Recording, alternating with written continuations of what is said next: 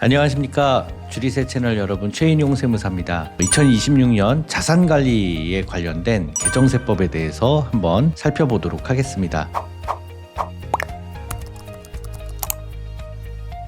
먼저 개정세법이요, 상속세 개편된 내용을 한번 여러분들한테 말씀을 드리도록 하겠습니다. 한도가 증가한다는 얘기가 있었고 세율 구간도 확대한다는 얘기가 있었는데, 상속세 개편에서는 실생활에 상속세를 획기적으로 줄어들 만한 세법의 변화는 없었습니다. 그래서 좀 굉장히 아쉽게 생각을 하고요. 그리고 양도소득세 중과세가 2026년 5월 9일 기준으로 종료가 되죠. 그래서 여기에 대한 연장에 대한 논의가 있었어야 됐는데 그런 부분 어떻게 될지 한번 살펴보도록 하겠습니다. 또 종부세 관련해서도 시행령으로 우리 60%로 적용 비율을 낮춰놨는데 이것도 환원될 것인지 한번 살펴보도록 하고요. 또 자산관리 쪽에서 투자하시는 분들에게는 도움이 될 만한 배당소득 분리과세 이런 문제가 있습니다. 그리고 양도소득과 기타 개정세법에 대한 내용들도 어떤 내용들이 변화가 되었는지 오늘 한번 살펴보도록 하겠습니다. 자산관리를 위한 개정세법은요, 2025년 7월에 먼저 세제 개편안이라고 하는 것이 기획재정부에서 나왔습니다. 그리고 2025년 11월 말에 세법 개정안이 기재위에서 통과가 되면서 약간의 수정된 항목이 반영이 되면서 세법 개정안이 거의 원안대로 통과가 됐습니다. 그래서 그 내용들을 종합을 해서 제가 한번 설명을 드리도록 할 거고요. 시행령 개정이 2026년 2월에서 3월경에 나오게 될 겁니다. 그러면은 여러분들이 시행령에서 가장 중요하게 보셔야 될 내용 중에 하나가 바로 종합부동산세 적용 비율입니다. 종합부동산세 적용 비율이 60%로 적용이 돼서 사실상 종부세가 몇 년간 좀 많이 완화가 된 느낌이 있었는데, 이게 단계적으로 늘어난다든지 아니면 100%로 환원된다든지 이런 내용이 있으면 올해 종합부동산세부터 굉장히 크게 변화할 수가 있기 때문에 여러분들이 2026년 시행령 아직 안 나왔지만 그 내용들도 체크해서 살펴봐 주시기 바랍니다. 그리고요, 또 2026년 5월 9일 양도소득세 다주택 중과세 제도가 그동안 시행을 안 하고 있던 것이 시행이 되도록 돼 있죠. 그래서 이게 어떻게 될지는 저도 이제 상담하면서 많은 분들이 질문을 많이 주시는데요. 일단은 특별한 대책이 있지 않은 이상은 중과세로 환원이 된다라고 생각을 하셔야 되겠습니다. 그래서 2026년 5월 9일까지는 다주택자 분들은 이걸 증여를 하든지 아니면 양도를 하든지 아니면 자녀들한테 저가로 팔던지 하는 부분에 대해서도 상담을 많이 지금 하고 있는 중입니다. 그래서 다주택 양도세 중과세 부분이 이제 부활하는 부분에 대해서도 여러분들이 한번 살펴보셔야 될 것 같습니다. 자, 이거 이외에 우리가 세제 개편에 여러 가지 내용들이 많이 있는데요. 특히 상속증여 양도 쪽, 우리 재산과 관련한 쪽에서는 많은 부분이 있지는 않았습니다. 자, 그런데 우리 고액자산가들이 특히 이제 주식 투자하면서 배당 관련해서 관심이 많으신데요. 여기에 대해서는 고배당 기업에 대해서 배당소득을 분리과세 해주는 제도가 도입이 됐습니다. 그래서 이 내용에 대해서 한번 오늘 자세히 살펴보고 나머지 세법 개정에 대한 내용도 중요한 것들 위주로 한번 살펴보도록 하겠습니다. 자, 먼저 고배당 기업에 대한 배당소득 분리과세라고 하는 거는요, 여러분들이 요건을 정확하게 아셔야 돼요. 그리고 얼마나 내가 이득을 받을 수 있느냐, 그러면 국내 주식에 대해서는 배당소득을 어떻게 구성을 하는 게 좋으냐, 이런 것들에 대해서 우리가 가이드를 좀 받을 수 있을 것 같습니다. 자, 고배당 기업에 대해서는요, 배당소득 분리과세가 되는 요건이 두 가지가 있어요. 이런 주식에 투자를 해야 된다라는 거예요. 이것도 국내 주식이죠. 국내 주식에 대한 배당소득이니까. 그래서 배당 성향이 40% 이상인 기업이거나 아니면 배당 성향이 25% 이상이면서 전년 대비 배당이 10% 이상 증가하는 기업에 대해서 배당소득을 분리과세 해주겠다라는 내용입니다. 이게 원안보다는 좀 법이 바뀌어서 통과가 됐어요. 전년 대비 배당이 5% 이상 증가만 해도 그렇게 해줬는데 10% 이상 증가하는 걸로 바뀌었습니다. 자, 그래서 이렇게 되면 어떻게 해준다고요? 원래는 배당소득이요, 2천만 원까지는 분리과세를 해서 14%의 지방소득세 1.4%를 더한 배당소득 분리과세를 원래는 해줬어요. 근데 2천만 원이 초과되면요, 여러분들의 종합소득, 그러니까 근로소득이라든가 사업소득, 이런 소득에 다 더해져서 종합과세가 되는 게 원칙이었어요. 주식이었습니다. 그런데 배당률이 높은 성향이 높은 이런 기업에 투자를 하게 되면 종합과세를 하는 게 아니라 어느 정도 구간까지는 배당 소득을 많이 받는다고 하더라도 낮은 세율로 적용을 해주겠다라는 겁니다. 자, 그래서 굉장히 유리해요, 여러분. 얼마나 그러면 세금이 줄어들지 우리가 한번 볼까요? 이거는 2026년 1월 1일부터 지급받는 배당분부터 이렇게 적용이 됩니다. 이제 올해부터는 배당을 받으시게 되면 배당이 높은 이런 배당 성향이 높은 기업에 투자를 하게 되면 세금이 낮다라고 생각을 할 수가 있는 거죠. 대주주분들이 아마 배당을 많이 하실 수 있도록 결정이 될 것 같습니다. 자, 그래서 우리나라도 배당 투자가 이제는 유리해질 수 있는 여건이 좀 조성이 됐다라고 생각이 들고요. 자, 보면요. 원래 배당 소득세는 아까 제가 말씀드렸듯이 2천만 원 이하는 15.4%로 원천 징수돼서 분리과세 된다고 그랬죠. 근데 2천만 원이 초과하면요. 10억만 넘어도 세율이 45% 세율이었어요. 여기다가 지방소득세 10%를 곱하면 49.5% 거의 50% 가까운 배당 소득이 나옵니다. 그러니까 굉장히 이 종합소득세로 과세가 된다는 거는 세금이 무거운 거고요. 또 거기다가 이 배당소득에 대해서 4대 보험도 또 나와요. 6% 가까운 건강보험료가 추가로 나오기 때문에 배당을 많이 하는 게 사실 부담이 돼서 배당을 못하는 경우도 있었습니다. 자, 그런데 이 배당소득세에 대해서 어떻게 할 거냐. 2천만 원이 초과된다고 하더라도 3억까지 20%, 3억이 넘어가는 구간부터 50억까지는 25%, 50억이 넘어가면 30%로 과세를 하겠다는 거예요. 그러니까 아까 45%, 49.5%보다는 훨씬 낮죠. 그러니까 이 배당소득에 대해서 배당을 많이 하도록 하는 유인이 있다라는 겁니다. 자, 그러면 실제로 어떤 기업에 어떻게 투자를 하고 얼마가 그럼 절세가 되느냐? 요 세율이 분리과세로 인하가 되는 부분, 요 부분 구간에 이제 해당이 될 텐데요. 굉장히 이게 해당이 많이 된다고 보시면 됩니다. 자, 보시면요. 이 배당 성향하고 또 실제 이제 시가로 내가 얼마나 배당을 받느냐 요거를 좀 헷갈려 하시는 분들이 있는데 아까 그 배당 성향 20%, 40%이 얘기는요. 이익 대비해서 돈을 이제 벌면은 어떤 부분은 유보를 시켜 놓죠. 그죠? 회사에 재투자를 해야 되기 때문에 유보를 시켜놓는 금액이 있고 또 나머지는 배당을 하게 됩니다. 유보율과 반대되는 개념이 배당률, 배당 성향이라고 보시면 돼요. 자, 그래서 코스피 주식들의 우리나라 이제 기업들의 보통주에 대한 평균 배당 성향을 보니까 한 20% 정도 된다고 합니다. 통계 자료를 확인해 보니까 그래요. 자, 그러면 80%는 기업 안에 쟁여놓는다는 거죠. 그래서 보통주 평균 배당 성향이 코스피가 20%고 코스닥 같은 경우에는 이거보다 조금 더 낮습니다. 우리나라는요, 사실 그 사업 기반이 제조업에 대한 강국이잖아요. 그러니까 제조업 강국이라는 게 사실은 배당을 많이 할 수 없는 구조예요. 왜냐하면 설비를 또 새로 투자를 해야 되죠. 신제품을 개발하려면 연구개발비 써야 되죠. 이런 것들이 늘상 일어나고 새로운 신기술에 대해서 도전을 해야 되기 때문에 기업들이 배당을 많이 할 수가 없는 구조입니다.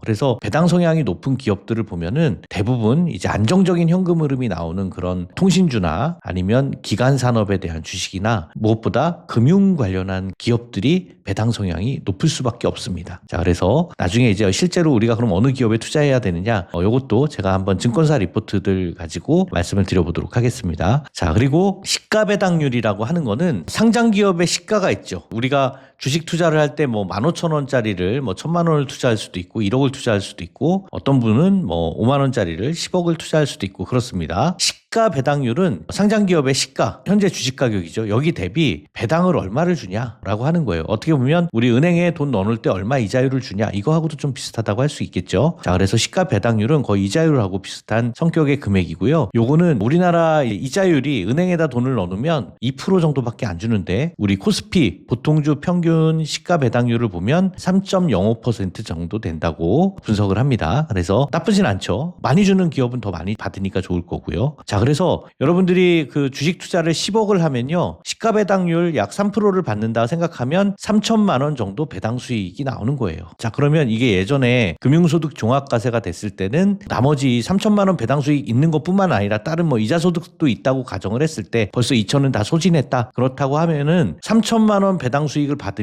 아까 금융소득 종합과세가 돼서 50% 다른 소득이 있으신 분들은 1,500만 원을 세금을 내는 거예요. 그러니까 배당을 굳이 많이 할 이유가 이유가 없지요. 예. 그래서 종합과세가 되면은 세금이 워낙 많은데 이게 분리과세가 되면은 3억까지는 20% 세율로 분리과세가 된다라고 하는 주식에 우리가 투자를 한다면 3천만 원에 대해서 20%면 600만 원, 지방소득세까지 하더라도 660만 원 정도만 세금을 내는 거니까 배당소득 분리과세가 굉장히 큰 절세 효과가 있습니다. 금액이 커질수록 그 효과는 더 커지겠죠. 그래서 대주주분들이나 회사 임원들이 조금 더 분리과세가 되는 방향으로의 배당 성향으로 할 수 있도록 그렇게 그 법률이 좋은 취지로 된 것 같습니다. 그래서 앞으로는 배당을 많이 해주는 회사들이 주가 상승률도 좀 높지 않을까 그런 생각을 해봅니다. 자, 그럼 실제로 우리가 투자할 때 어떤 주식에 투자를 하느냐? 배당 성향이 높은 기업에 대해서 제가 증권사 분석을 기반으로 해서 요즘에 구글에 제미나이가 좀 좋다 그래서 한번 보니까요. 배당 성향이 40% 이상이거나 근접한 기업들에 대해서 보면은 K카, 제일기획, S1, 코리안리 뭐 이런 데들이 있고요. 금융주가 특히 우리 하나금융지주, 우리금융지주 이런 주요 금융지주사들이 배당 성향이 좀 높은 곳들이 많고 지금은 40%가 안 된다고 하더라도 배당 성향을 높이겠다 이렇게 발표한 곳들이 많습니다. 그래서 이런 내용들을 좀 확인을 하시고 배당 성향 25% 이상 또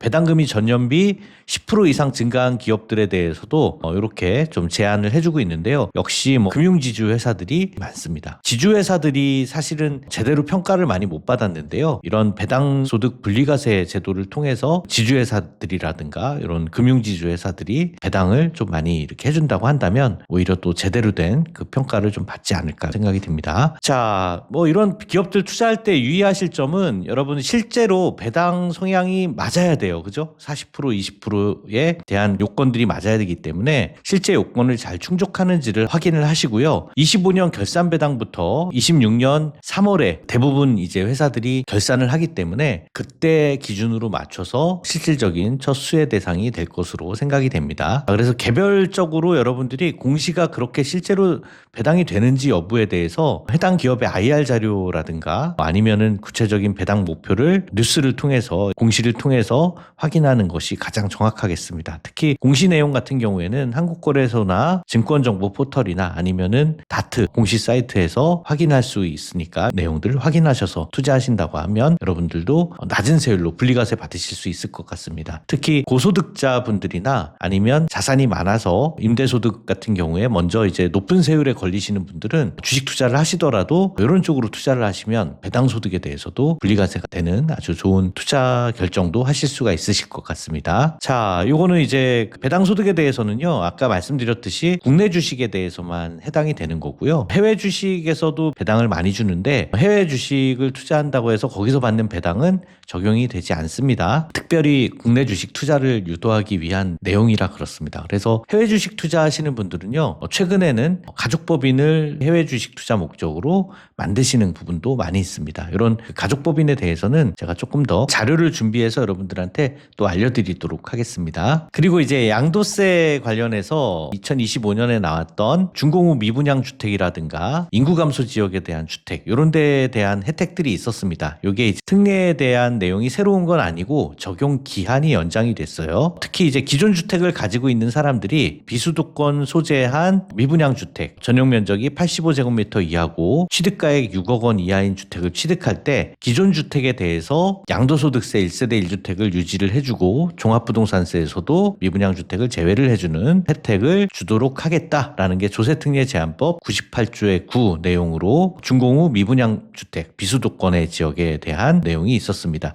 요거는요, 아파트도 가능할까요, 여러분? 예, 요건 아파트도 가능합니다. 그래서 지방에 아니면 여러분들 휴양하러 가기 좋은 곳 뭐 제주도나 아니면 동해안의 이런 도시들의 아파트를 미분양 주택을 사놓으시게 되면은 1세대 1주택 비과세가 그동안에는 안 됐는데 오히려 그런 면에서 효과도 볼 수 있는 내용이 되겠습니다. 이게 26년 12월 31일까지 취득하는 미분양 주택에 대해서 연장이 되도록 그렇게 됐습니다. 자, 그리고요, 부동산 취득에 대한 특례 내용도 인구 감소 지역에 대해서 특례 내용이 확대가 됐는데요. 내용도 좀 자세히 살펴보자면 인구 감소 지역에서 확대가 된 게 비수도권 인구 감소 관심 지역이라는 내용이 추가가 됐습니다. 요거 행안부나 아니면 검색을 해보시면 수도권 인구 감소 지역, 비수도권 인구 감소 관심 지역 이런 지도 모양으로 행안부에서 나오는 내용이 있습니다. 그래서 그걸 가지고 보시면 여기에 대해서 기존 주택이 있고 또 인구 감소 지역에 주택이 있을 때 마찬가지로 기존 주택에 대해서 양도소득세나 종합부동산 특례를 주겠다. 라고 하는 내용으로 2026년 12월 말까지 혜택을 받을 수 있도록 그렇게 돼 있습니다. 자, 양도소득세 2월과세 적용 범위 합리화에 대한 내용인데요. 여러분 2월과세가 뭐죠? 2월과세라고 하는 거는 증여받은 재산을 10년 내에 양도하는 경우, 주식 같은 경우에는 1년 내에 양도하는 경우 2월과세가 적용이 되죠. 자, 그래서 2월과세가 적용이 되면은 취득가액을 당초 증여자의 취득가액으로 계산을 해요. 그죠? 그리고 증여세 낸 걸 어떻게 하냐? 증여세는 필요경비로 해서 비용으로 인정을 해줍니다. 그런데 배우자가 증여를 해주고 돌아가셨어요. 그러면 배우자가 상속을 하고 나서 이 재산을 팔게 될 수도 있잖아요. 팔게 됐을 때 내가 증여받은 가액으로 한 금액이 또 상속재산에 더해져가지고 상속세를 냈는데 불구하고 당초 증여하고 돌아가신 분의 취득가액으로 해서 양도세를 계산한다. 이거 좀 억울하죠. 그래서 거기에 대해서는 기존에 법이 있었습니다. 소득세법 97조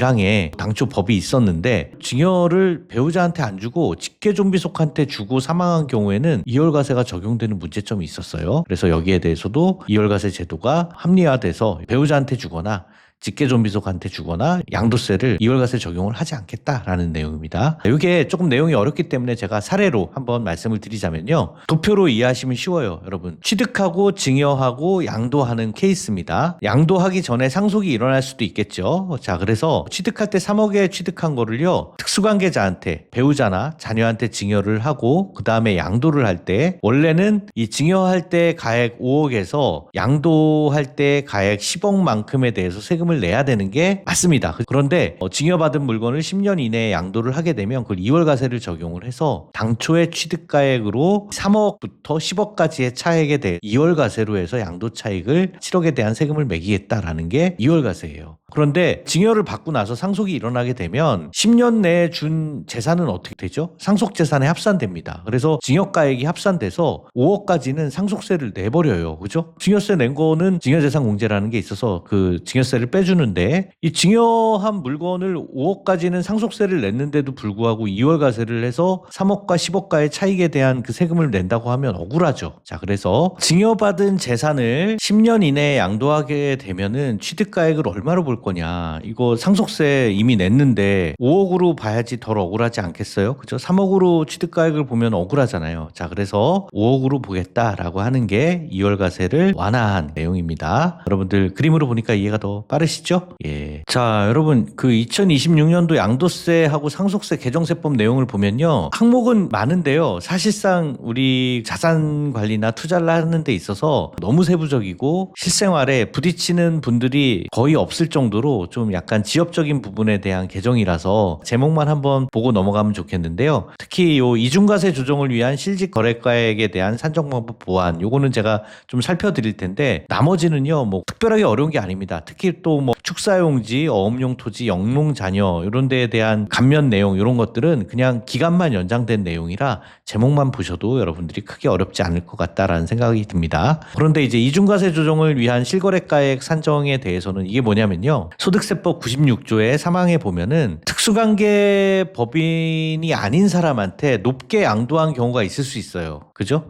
그런데 이게 많을까요? 사례가? 많지 않을 수 겠죠. 특수관계자한테 뭐 싸게 팔거나 높게 팔거나 하는 경우는 있어도 특수관계 법인 외자한테 시가보다 높게 양도를 한 경우에 30%까지는 괜찮지만 30%가 넘어가게 되면 거기에 대해서 증여세를 과세를 하게 됩니다. 근데 이제 증여세가 과세가 되면은 양도가액에서 증여가액만큼 빼주고 거기에 대한 내용으로 소득세를 매기는 걸로 그렇게 돼 있는데 경우에 따라서 이제 상여나 배당으로 소득 처분된 경우에도 그 소득 처분 금액을 좀 빼주 도록 한다라는 게 이중과세를 완화하기 위한 내용이에요. 그죠? 좀 사례가 많지가 않겠죠. 특수관계자가 아닌 경우에 대한 법인에 대한 양도기 때문에 그래서 제목만 제가 이렇게 말씀드리고 넘어가도록 하겠습니다. 자, 유튜브 저희 주리세 채널 통해서요. 재산 관리를 위한 2026년 개정세법을 말씀을 드렸습니다. 또 대표님들을 위한 내용도 저희가 준비하고 있으니까 구독, 좋아요, 알람 설정해 주시면은 더 빠르게 여러분들이 내용들을 보실 수가 있을 것 같습니다. 또 특히